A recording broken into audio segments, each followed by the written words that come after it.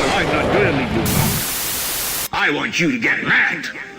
I don't want you to protest. I don't want you to riot. I don't want you to write to your congressman because I wouldn't know what to tell you to write. I don't know what to do about the depression and the inflation and the Russians and the crime in the street. All I know is that first, you've got to get mad.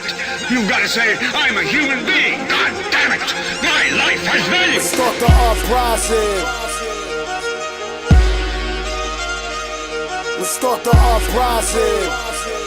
It's time to uprise. It's time to uprise. Yeah. Listen, people, they got us believing we nothing but heathen, scheming, hating each other for nothing but breathing, hating each other for color and creed. When me and you, we one and the same, under the blanket cutting, we bleed. And they think we dumb and naive, but we wasn't conceived yesterday. We know the AIDS, they made up the disease, and they tease us with money and greed to make us hunger and feed off each other like some blood-sucking freaks. And the most ignorant niggas, a publisher's dream. Nothing but whores and infidelity is up on the screen. Real chance of love with a slut and a creep. A lover that cheats, these dumb broads should be running the streets. If you think that letting your daughters watch Charm School won't harm you or her in the long run, you're a darn fool. It's so blatant how they raping our minds in plain sight, taking our rights and dignity, it ain't right. Start the uprising. It's time to cut ties with these fucking guys that's feeding us nothing but lies. Time to uprise. Rise up, time's up, cause when the trust dies, love dies, like government spies. Start the uprising. It's time to cut ties with these fucking guys that's feeding us nothing but lies. Time to uprise. Rise up, time's up, cause when the trust dies, love dies, like government spies. I'll admit that Obama had me believing the hype, but after doing the knowledge, I ain't been sleeping at night. Probably the biggest deception I ever seen in my life. If y'all don't read between the lines and y'all ain't reading it right, yeah. Vinny Paz just a motherfucking trooper stepping. Nuclear anxiety in the code of the super weapon. Obama and Bush cousins, and that's a true connection. Seizing power and property like a ruthless henchman. I'm in the Jewish temple on Mount Zion, studying literature from the Priory of Sion. Nothing safe, no cars, no planes to fly on. I got a few bulletproof vests to try on.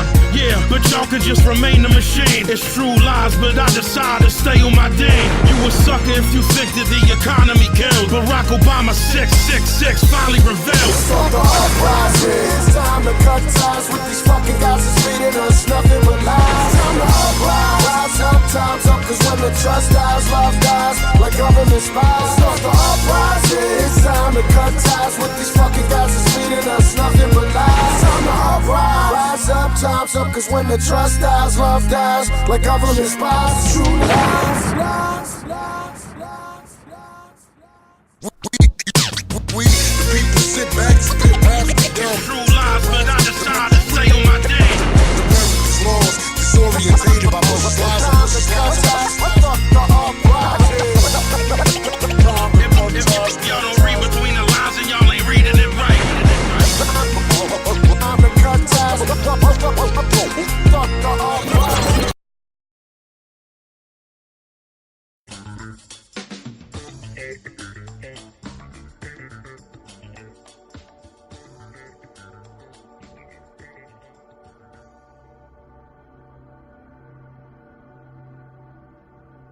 Under this fractional reserve scheme, we inevitably become debt slaves to a ruling class of financial elite, not because they are better or smarter than anyone else, but because they have rigged the system to benefit themselves at the expense of most people on the planet.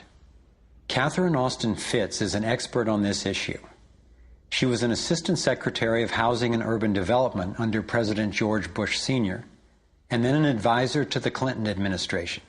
Let's set up a game of Monopoly and you want to buy Park Place. What I can continually do is just print money, give myself more money, lower the value of your money by printing more. No matter how hardworking you are or how successful you are, I can always end up buying you for free. So how come if you or I make up money, it's called counterfeiting, but if the banks do it, it's increasing the money supply? How did the banks get this power? This is Jekyll Island, where in 1910, representatives from the Rockefellers, Rothschilds, Morgans, and other private bankers gathered secretly to draft the legislation that would create the Federal Reserve. Ed Griffin literally wrote the book on what happened at Jekyll Island. Central banks are banking cartels which have gone into partnership with the respective governments in the countries where they operate. And they've been given monopolistic power over the creation of the nation's money supply. That's what the politicians handed to them as a gift, you might say, for the partnership. Now, in return, what did the bankers do for the politicians? They promised to create money out of nothing, now that they've got this legal power to do it anytime the government needs it. And since 2008, we've witnessed the greatest fake money printing run in recorded history. This financial sleight of hand disguises the costs, hides who's to blame, and leaves us as debt slaves working to pay off the bill.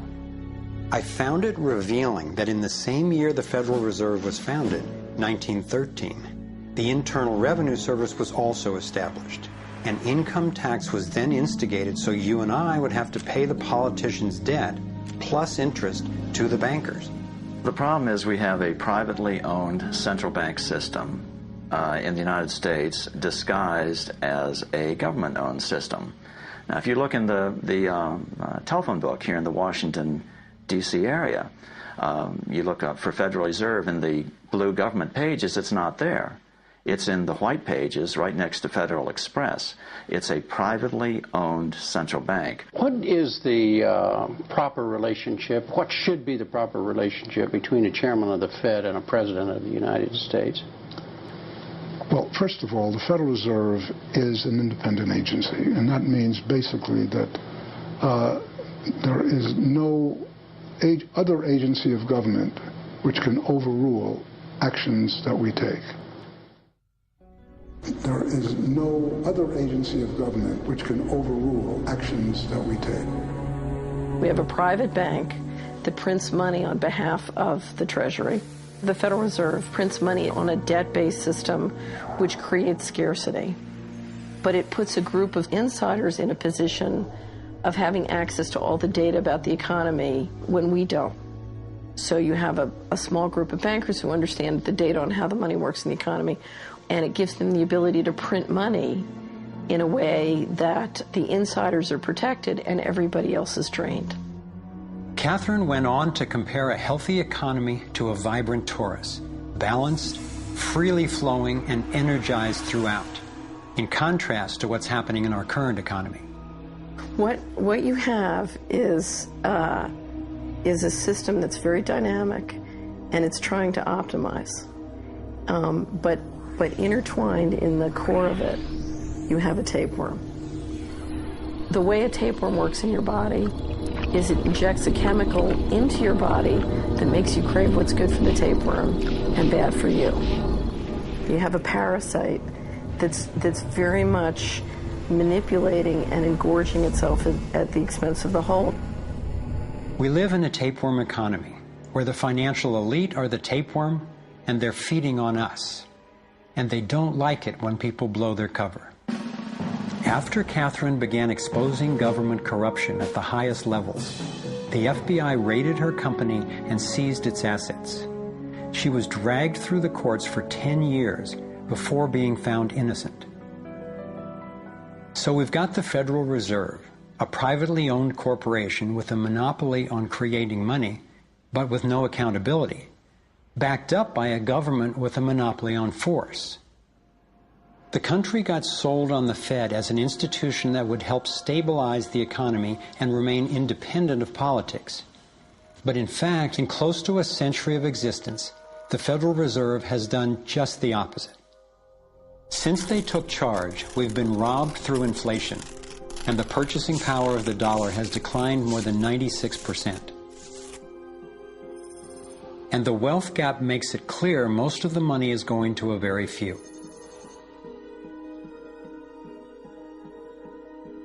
Only 16 years after the Federal Reserve was in power, America experienced the Great Depression. My research revealed that before the big crash in 1929, the elite bankers pulled their money out of the stock market. After the crash, they used that money to buy up cheap stocks and smaller failing banks for pennies on the dollar. Among the bankers who consolidated their wealth this way were the Rothschilds, Rockefellers, and Morgans. A similar scenario played out in the 2008 financial collapse, with the same bankers benefiting.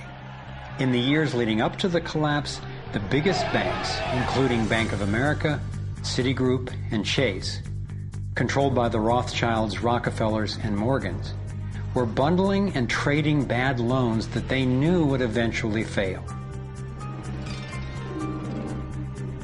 It's like putting rotten oranges in a box and selling them as grade AAA. The bundlers of the debt knew it was only a matter of time before someone would open that box and see that the content was worthless, since they were the ones who packed the boxes in the first place. When the rotten oranges, what we hear about as unsound loans, derivatives, and credit default swaps, were finally discovered, everyone was impacted. People lost their homes, their jobs, their businesses, and their retirements. Meanwhile, the biggest banks who created the problem in the first place were the ones who got bailed out. Why's that? Why would the Federal Reserve give trillions to the banks, even though the majority of Americans were against bailing them out? And why not help those most in need rather than the perpetrators of the financial collapse? My research led me to believe that the same people who created the Federal Reserve, the Rothschilds, the Rockefellers, and the Morgans, still control it, and they use this scheme to bail themselves out at our expense. Many of the banks created are still the most powerful lobby on Capitol Hill, and they, frankly, own the place. I'm convinced that the near collapse of the economy in 2008 resulted from an orchestrated pump and dump scheme designed and executed by the big bankers to consolidate wealth and power. David Icke explains how he sees the Federal Reserve rigging the so-called business cycles. Stage one, it's like throwing a fishing line out. Stage one, you put lots of money, units of exchange, into circulation. You do this by pushing interest rates down, by making lots of loans. This is the part of the cycle we call a boom. Because there's lots of units of exchange in circulation, there's lots of money changing hands. That generates lots of economic activity. That generates jobs. And as more and more money is spent, there's more demand, so companies take out more loans of fresh air money to increase their production. People get confident in their everyday lives. Hey, you know, I work for this company, they've got lots of orders, it's really going great, my job's safe, I tell you what, we can have a bigger house. Then they start to change it. What they do is they pull the fishing line in. They push interest rates up. Now, fewer people, are taking out loans, and they make the criteria for having a loan from the bank stronger anyway. And also, now, as interest rates have gone up, a larger part of people's income is going to pay back the extra interest and not being circulated in buying things. Suddenly, there's nothing like as much money in circulation, and therefore, fewer things are being bought. Companies start to go down in terms of their profits. They start to shed jobs, and they start to go out of business. People lose their jobs, they can't pay the mortgage anymore of the big house they took out in the good times.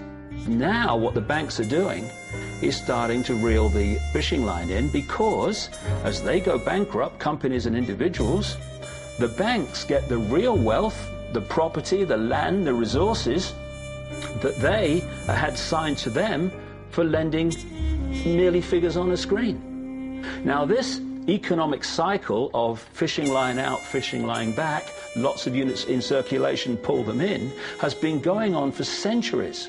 And what it's done, it's stolen and accumulated the real wealth of the world in the hands of the few.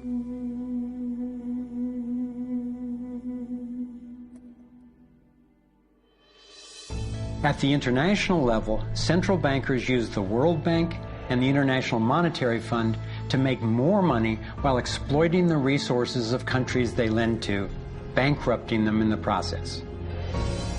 The central bank of central banks is the Rothschild-created Bank for International Settlements. The elite are positioning themselves to control access to virtually everything we need to survive. No matter where you go in the world, the money is controlled by the banking system. They decide if people eat or if they don't eat. Who's a billionaire and who lives on less than $1 a day? He who controls the money controls the world, and a very few control the money.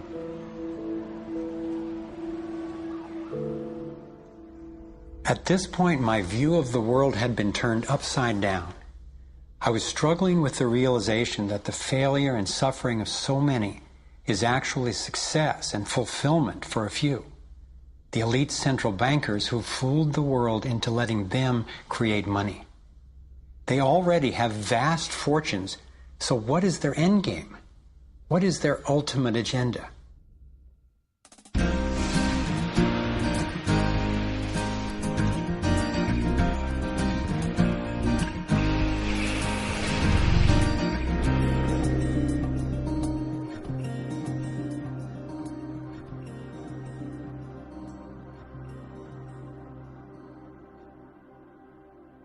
There is nothing the political establishment will not do, no lie that they won't tell, to hold their prestige and power at your expense. And that's what's been happening.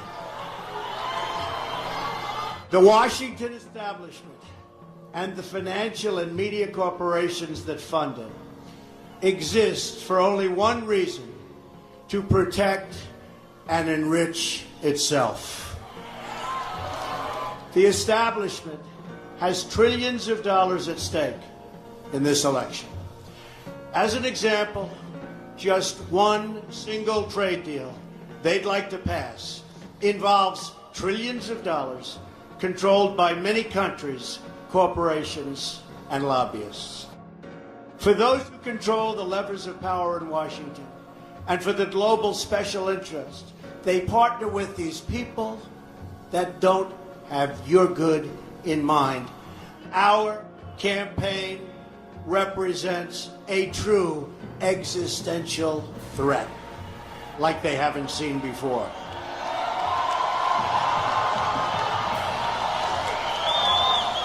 This is not simply another four-year election. This is a crossroads in the history of our civilization that will determine whether or not we, the people, reclaim control over our government. The political establishment that is trying to stop us is the same group responsible for our disastrous trade deals, massive illegal immigration, and economic and foreign policies that have bled our country dry. For them, it's war. And for them, nothing at all is out of bounds. This is a struggle for the survival of our nation. Believe me. This election will determine whether we're a free nation or whether we have only the illusion of democracy, but are in fact controlled by a small handful of global special interests rigging the system, and our system is rigged. This is reality. You know it, they know it, I know it, and pretty much the whole world knows it. The establishment and their media enablers wield control over this nation through means that are very well known. Anyone who challenges their control is deemed a sexist, a racist, a xenophobe, and morally deformed. They will attack you. They will slander you. They will seek to destroy your career and your family. They will seek to destroy everything about you, including your reputation. They will lie, lie, lie, and then again, they will do worse than that. They will do whatever's necessary. The Clintons are criminals. Remember that. They're criminals. Our great civilization, here in America and across the civilized world, has come upon a moment of reckoning. We've seen it in the United Kingdom, where they voted to liberate themselves from global government and global trade deals and global immigration deals that have destroyed their sovereignty and have destroyed many of those nations. But the central base of world political power is right here in America. And it is our corrupt political establishment that is the greatest power behind the efforts at radical globalization and the disenfranchisement of working people. Their financial resources are virtually unlimited. Their political resources are unlimited. Their media resources are unmatched. And most importantly, the depths of their immorality is absolutely unlimited.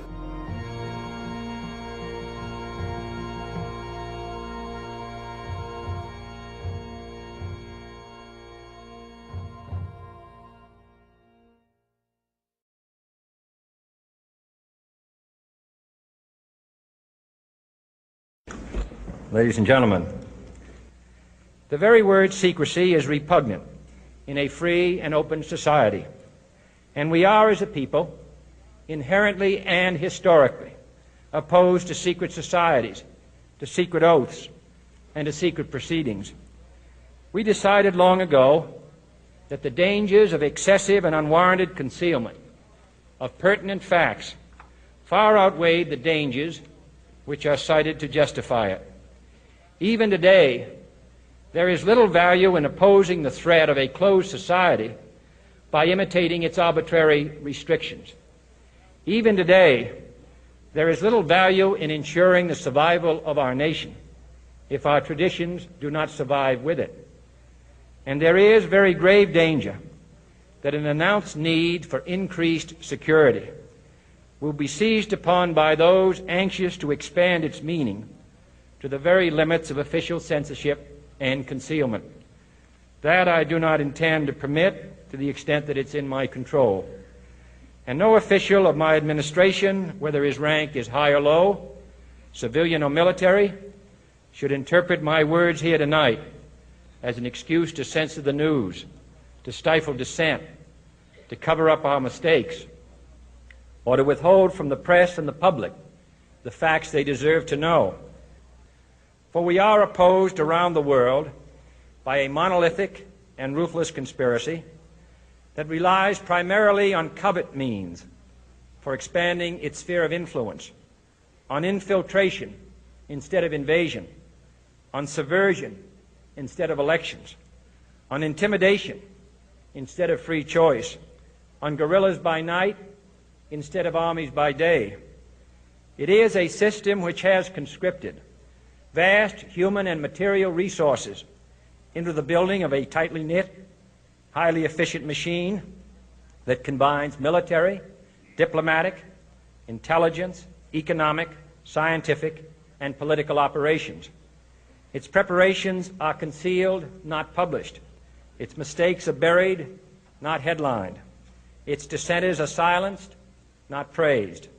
No expenditure is questioned, no rumor is printed, no secret is revealed.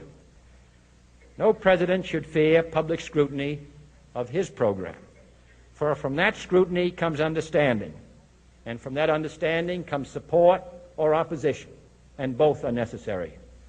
I am not asking your newspapers to support an administration, but I am asking your help in the tremendous task of informing and alerting the American people. For I have complete confidence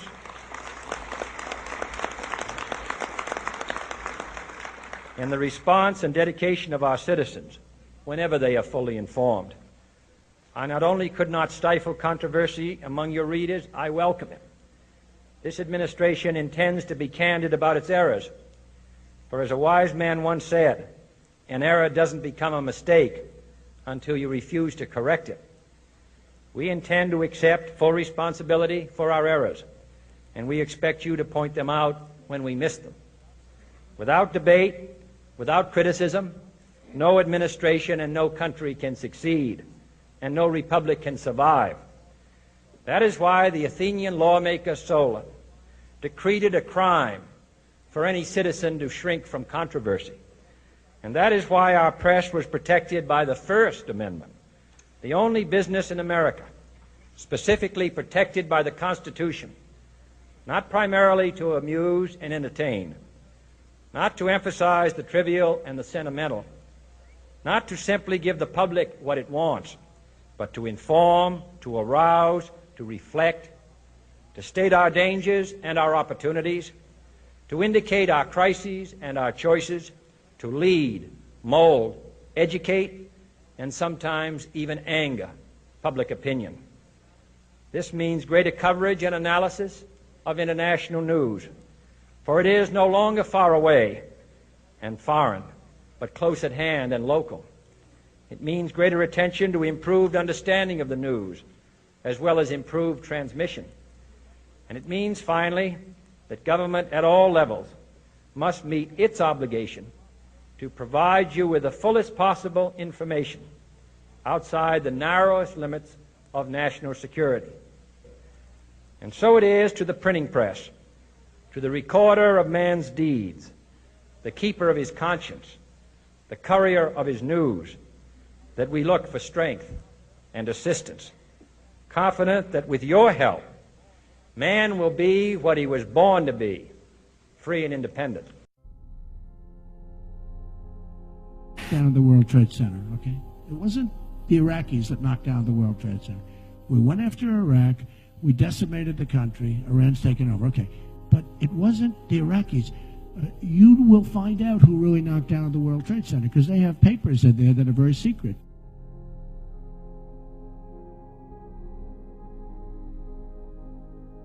You will find out who really knocked down the World Trade Center. On Monday, George W. Bush will campaign in South Carolina for his brother. As you said tonight, and you've often said, the Iraq War and your opposition to it was a sign of your good judgment. In 2008, in an interview with Wolf Blitzer talking about President George W. Bush's conduct of the war, you said you were surprised that Democratic leader Nancy Pelosi didn't try to impeach him. You said, quote, which personally I think would have been a wonderful thing. Close quote. When you were asked what you meant by that, you said, for the war. For the war. He lied. He got us into the war with lies. Do you still believe President Bush should be impeached? Should have been impeached? First of all, I have to say, as a businessman, I get along with everybody. I have business all over the world. I know so many of the people in the audience. And by the way, I'm a self-funder. I have my wife and I have my son. That's all I have. I don't have them. So let me just tell you, I get along with everybody, which is my obligation to my company, to myself, etc. Obviously, the war in Iraq was a big, fat mistake, all right? Now, you can take it any way you want, and it took Jeb Bush, if you remember at the beginning of his announcement, when he announced for president, it took him 5 days. He went back. It was a mistake. It wasn't a mistake. It took him 5 days before his people told him what to say, and he ultimately said it was a mistake. The war in Iraq, we spent $2 trillion, thousands of lives. We don't even have it. Iran is taking over Iraq with the second largest oil reserves in the world. Obviously, it was a mistake. So George Bush made a mistake. We can make mistakes, but that one was a beauty. We should have never been in Iraq. We have destabilized the Middle East. But so you still think he should be impeached? I think it's my turn, isn't it? You do whatever you want. You call it whatever you want. I want to tell you, they lied. Okay. They said there were weapons of mass destruction. There were none, and they knew there were none. There were no weapons of mass destruction. All right. Governor Bush. When a member on the stage's brother gets attacked, I got about 5 or 6. I get to do it 5 or 6 times, or just once responding to that. So here's the deal. I'm sick and tired of Barack Obama blaming my brother for all of the problems that he's had. And frankly, I could care less about the insults that Donald Trump gives to me. It's blood sport for him. He enjoys it, and I'm glad he's happy about it.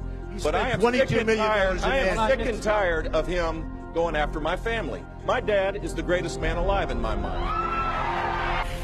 A new world order can emerge, a new era, freer from the threat of terror, stronger in the pursuit of justice, and more secure in the quest for peace.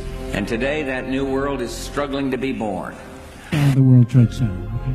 It wasn't the Iraqis that knocked down the World Trade Center. A new world order can emerge, a new era. Didn't have any markings on it, I saw. No, I didn't see it. The second one, it didn't have, like those camouflage things, No, no emblems, no logos. It didn't look like an airline. This one did it on purpose. Okay. A black plane. Yeah, we see it going around. He went. Yeah, we just saw it. And the plane wasn't no airline or anything. It was a twin-engine, big gray plane.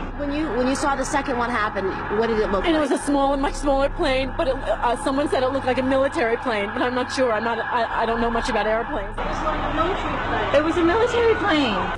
Could be a drone aircraft. That's an aircraft that's guided electronically to its target without having a pilot. A world quite different from the one we've known.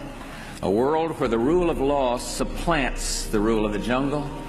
A world in which nations recognize the shared responsibility for freedom and justice. A world where the strong respect the rights of the weak. We have before us the opportunity to forge for ourselves and for future generations a new world order, a world where the rule of law, not the law of the jungle, governs the conduct of nations. When we are successful, and we will be. I am sick and tired of him going after my family. My dad is the greatest man alive in my mind. It wasn't the Iraqis that knocked down the World Trade Center. We went after Iraq. We decimated the country. Iran's taken over. Okay. But it wasn't the Iraqis. You will find out who really knocked down the World Trade Center because they have papers in there that are very secret. Ladies and gentlemen, the very word secrecy is repugnant. Papers in there that are very secret. Repugnant in a free and open society. And we are, as a people, inherently and historically opposed to secret societies, to secret oaths, and to secret proceedings. For we are opposed around the world by a monolithic and ruthless conspiracy that relies primarily on covert means for expanding its sphere of influence, on infiltration instead of invasion, on subversion instead of elections, on intimidation instead of free choice. It is a system which has conscripted vast human and material resources into the building of a tightly knit, highly efficient machine that combines military, diplomatic, intelligence, economic, scientific, and political operations. Its preparations are concealed, not published. Its mistakes are buried, not headlined. Its dissenters are silenced, not praised. No expenditure is questioned. No secret is revealed. You will find out who really knocked down the World Trade Center because they have papers in there that are very secret. We decided long ago that the dangers of excessive and unwarranted concealment of pertinent facts far outweighed the dangers which are cited to justify it. Even today, there is little value in opposing the threat of a closed society by imitating its arbitrary restrictions. When we are successful, and we will be, we have a real chance at this new world order, an order in which a credible United Nations can use its peacekeeping role to fulfill the promise and vision of the UN's founders. What is at stake is more than one small country.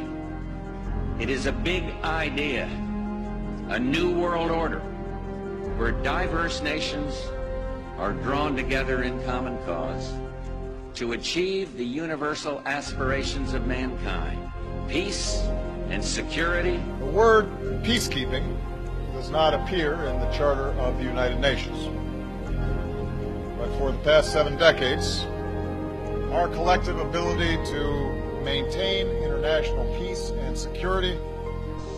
And there is very grave danger that an announced need for increased security will be seized upon by those anxious to expand its meaning to the very limits of official censorship and concealment. That I do not intend to permit to the extent that it's in my control. And no official of my administration, whether his rank is high or low, civilian or military, should interpret my words here tonight as an excuse to censor the news, to stifle dissent, to cover up our mistakes, or to withhold from the press and the public the facts they deserve to know. It wasn't the Iraqis that knocked down the World Trade Center. Its dissenters are silenced, not praised. No rumor is printed, no secret is revealed. You will find out who really knocked down the World Trade Center because they have papers in there that are very secret.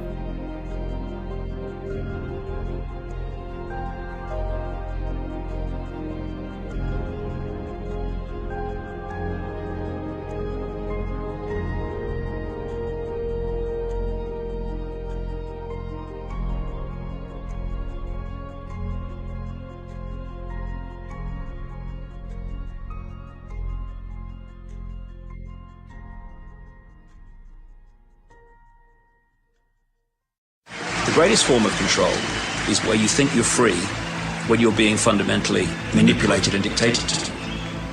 One form of dictatorship is being in a prison cell and you can see the bars and touch it.